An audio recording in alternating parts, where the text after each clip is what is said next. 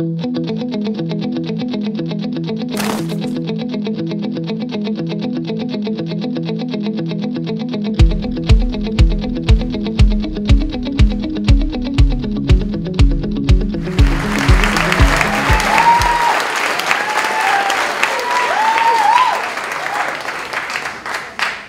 took me 25 years to come to one significant realization.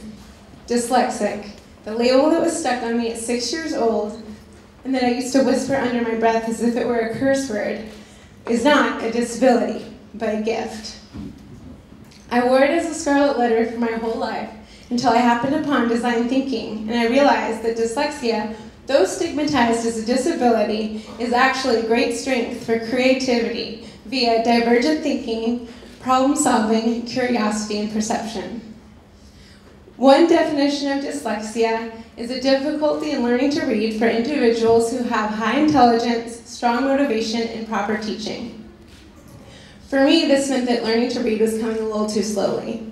The things that should have been easy for me were hard, but the things that should have been hard were also easy. I tested with a high IQ, so my parents got me into tutoring right away, and my private school was never privy to my disability. The name of the game was fitting in, and this square peg learned to fit into a round hole. I went on to a great university and graduated from high school, top 12% of my class, but kind of kept a B average the whole time. It wasn't until after graduation, after a spell of boredom, what I can only refer to as a divine summons, that I decided to go to graduate school to pursue an MFA in design. It was there that I encountered an environment of creativity, conversation, big picture ideation, and a place where lateral thinking was encouraged, and I began to excel.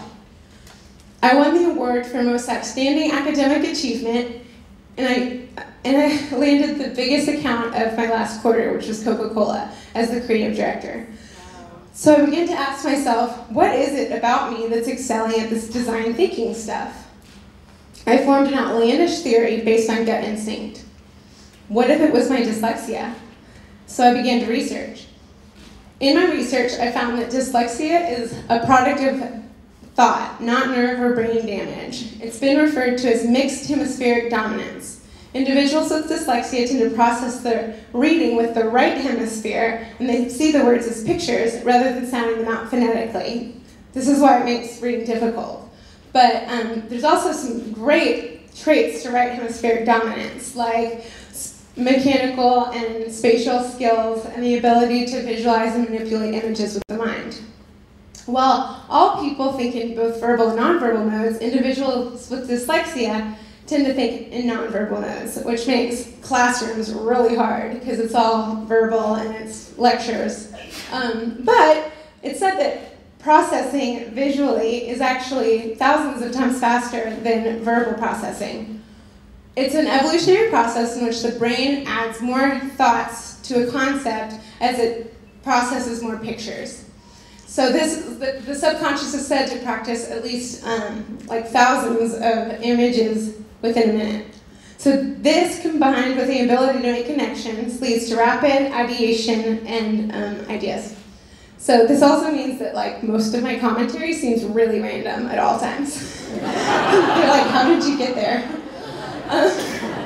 So the more and more case studies that I read about, and the more famous and super successful people I encountered that also have dyslexia or that are presumed to have had dyslexia, the more excited I became. I realized that my creativity from a young age, my big picture thinking, my curiosity, my ability to gauge the temperature of a room and make connections, everything that I'd always considered as my greatest strengths could all be attributed to what I had thought was my greatest weakness, my dyslexia. I became elated and proud of my disability. But then I had another thought. What took me this long? Like, I'm having to learn how to be a square peg again, you know? Because now I'm a user experience designer, and it's great. I'm like encouraged to think that way. So in an economy that's relying more and more heavily on innovation as the new currency, dyslexia should be recognized as a young age as a strength in order to capitalize on deep creativity. That's my graduate school thesis, by the way. That's representing dyslexia. Anyway, so who knows?